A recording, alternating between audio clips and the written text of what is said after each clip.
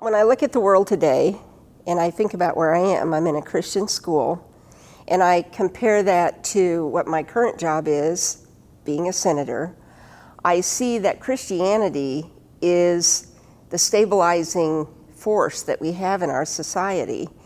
And I'm going to talk about that, and I'm also going to talk about government and its role in our lives, specifically its role in education. Because I am the chairman of education, and I've visited a lot of different schools, and we have some good schools, and then we have some schools that have kind of gone off the rail. And so I think it's important that people understand that we have to get back to the foundational truth that you find in Scripture, and we have to apply that to our life. People, they have a mistaken notion sometimes that government is the end-all and be-all of everything. And, to their credit, I think government sells themselves as that. So I know even in the Senate, there will be conversation about, well, we have this problem in society, or this problem, and so we need to do something to fix that problem. Most of those problems started a long time ago, and over the decades, we have just moved away from self-responsibility. And the further away from that you get, the bigger government gets and the more intrusive it gets. It takes away your choices, it takes away your freedoms. It's just a big mistake, and I think it's important that we talk about it.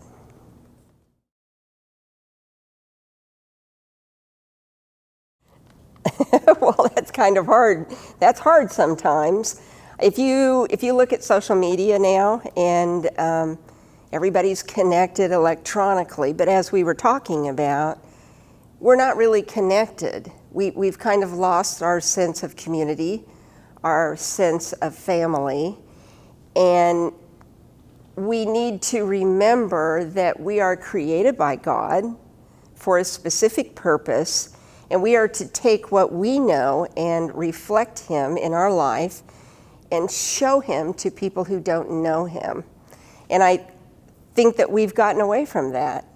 We get a 5-second exchange on social media, or we get a text, or, Snapchat, which I'm not on, but we have all these electronic things, but they're really not grounded in personal relationship.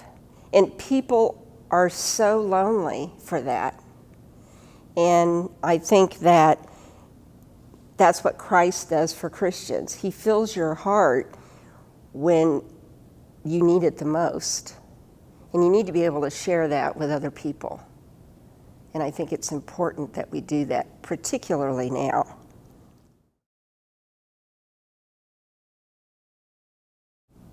It's a rough world for young people.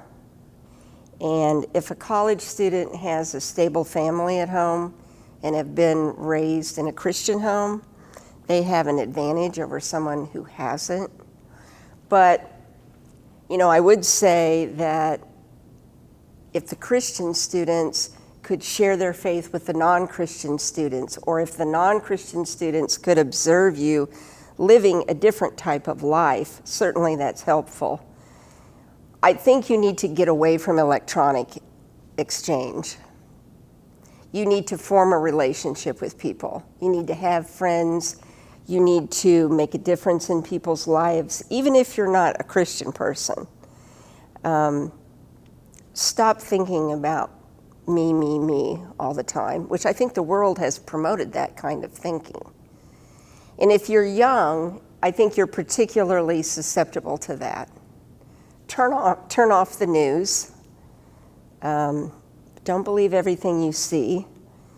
Try to educate yourself. And I read a comment by someone one day who said, but they were talking about, spending time in the Scripture every morning, but what they said was, every day your mind is going to be filled with something. Make it something positive and worthwhile. Put your electronics down. That's my first bit of advice.